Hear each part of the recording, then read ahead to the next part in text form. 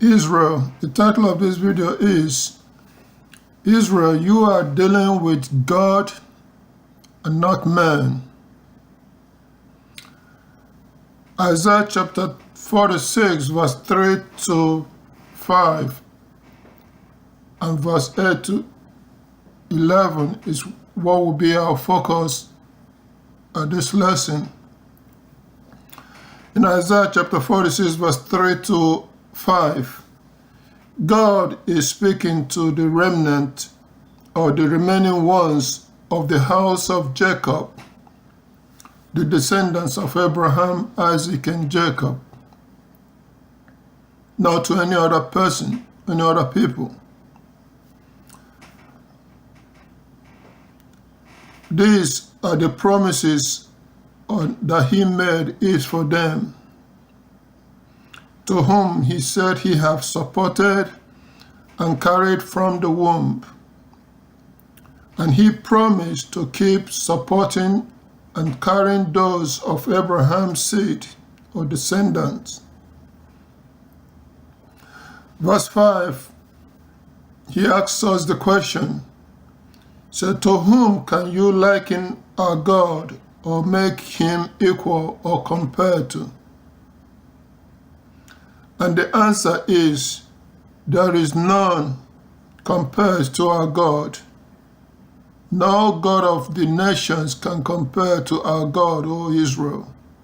There is no God like our God. In verse 8 to 11, the Most High said we should do this. He said, remember this and take courage, and take it to heart, you transgressors. Those of us transgressing against him. He said we should take courage and take this to heart. He said, remember the former things of long ago.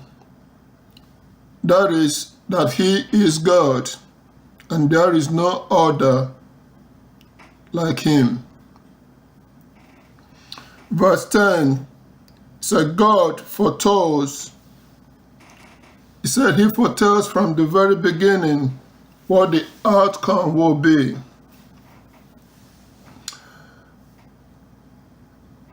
Yes, from the very beginning, he told, for example, he told Abraham from the very beginning in Genesis chapter 15, verse 13, said, know for sure that your descendants will become slaves in a land not theirs, and the people will mistreat and enslave them and mistreat them for 400 years. So he says he foretells the future from the very beginning. We should keep this in mind when dealing with him. He knows he is the one that tells from the very beginning what the outcome will become. And we have many examples in the scriptures to prove that God is the one telling from the beginning what the future will be. And it will sure happen as he said it will be. So even the things that are not yet done, there are many scriptures that are not yet fulfilled. He said, he tells how it will be done. He said those decisions that our God spoke of through the mouth of the prophets, such as Moses, Jacob, and other prophets. He said all these decisions will stand, or they will come true. Even the decisions of Deuteronomy chapter 28, verse 1 to 68, said they will all be fulfilled. Deuteronomy chapter 30, verse 1 to 3, they will all be fulfilled. So Israel, we are not dealing with a man that changes his mind or says something and covers it up and because he is unable to fulfill it. We are not dealing with such a man. we are dealing with God, who is able to do whatever he says through the mouth of the prophets, that we will take place, and it will surely take place. We can count on that. With that understanding will help us to build our faith. Like he said, we should take courage, because all the scriptures must be fulfilled that he, the Most High, said will happen, because he tells us from the very beginning what the future outcome will be. This is so that we may know that he is God, and there is no one else. He has the power to bring about whatever he says will take place.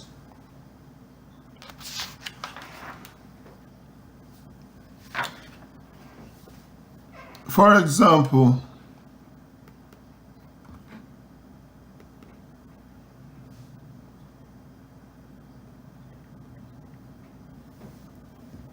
turn with me to Isaiah chapter 42 verse 9. Isaiah 42 verse 9.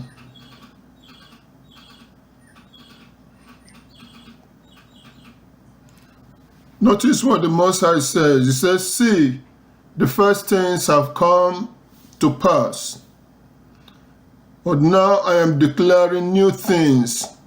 Before they spring up, I tell you about them."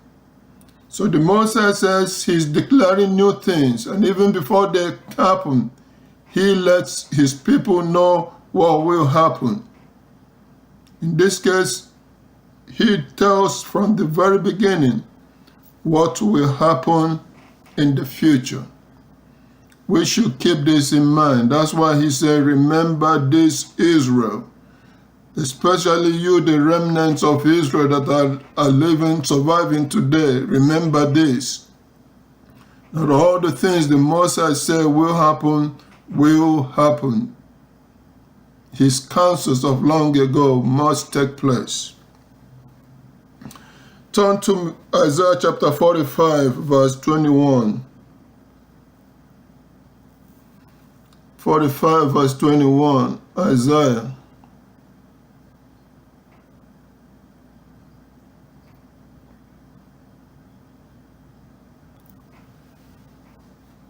There he reads, he said, "Make your report, present your case." He said, "Let them consult together in unity." He said, "Who foretold this long ago? Who foretold this long ago? And declare it from time past? Is it not I, the Most High, Jehovah? There is no other God but me, a righteous God and a Savior. There is none beside me." Again, did you pay attention? He said he declared it from time past. He tells it from the very beginning what must take place.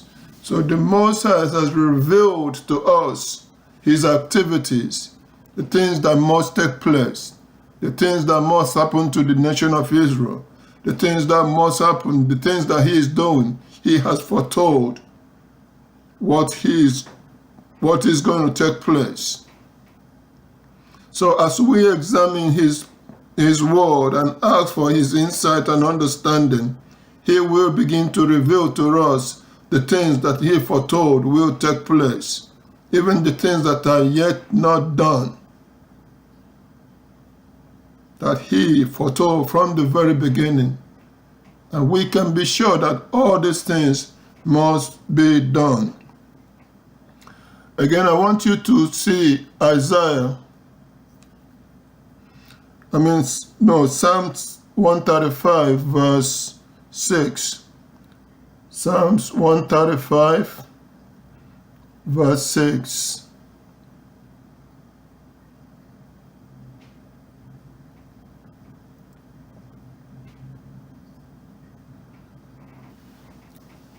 Notice what it says.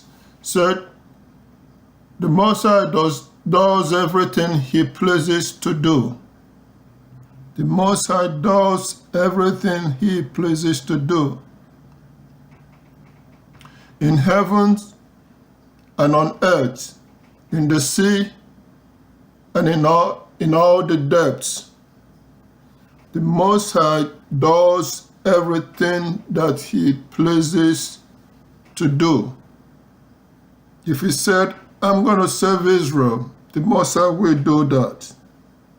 If He said, I'm going to punish Israel, the Most High will do that. He does everything He pleases to do in heaven and in the depths, on the earth, in the sea and in the depths.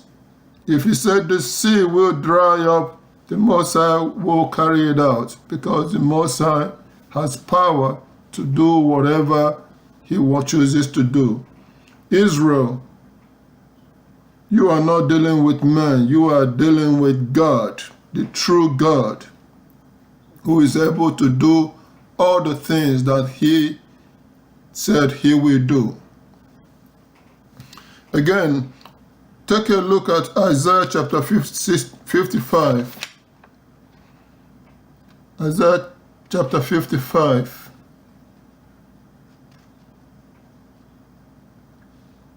And pay attention to verse 10 to 11. Isaiah 55, verse 10 to 11. Say, for just as the rain and the snow pours down from heaven, and do not return there until they saturate the earth, make it produce and sprout, giving seed to the sower and bread to the eater. So my word that goes out from my mouth will be. It will not return to me without result. It will certainly accomplish whatever is my delight, and it will have success in what I send it to do. So here the Most High is telling us that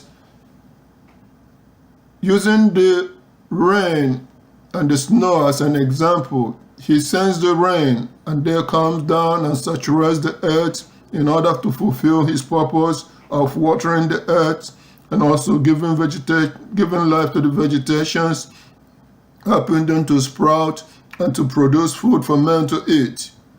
They accomplish what He, the Most High, sent them for to do. The same way He says, His word that He spoke, the pronouncements or the counsels of His heart that He gave, will not return to Him without accomplishing or without being fulfilled. The things that He intends for them to do, accomplish. So Israel, we are not dealing with man, we are dealing with God, who is able to accomplish all things. So,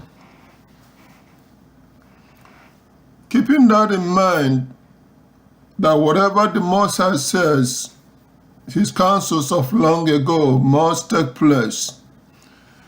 What are the things, or we can see that the things happening now, or the things that befell and will still happen to the descendants of Jacob in the future, are the things that our God has proposed from long ago. That these things must happen or will happen to Israel.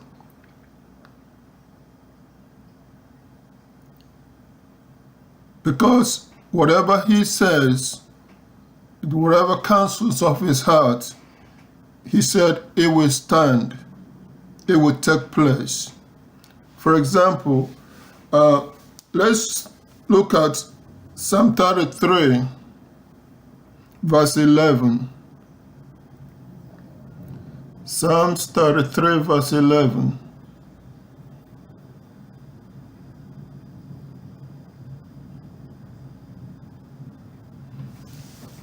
It reads, it said, but the decision of the Most High will stand forever. The thoughts of His heart are from generation to generation. So the decisions of the Most High will stand forever. The things that he revealed will happen. It will not change.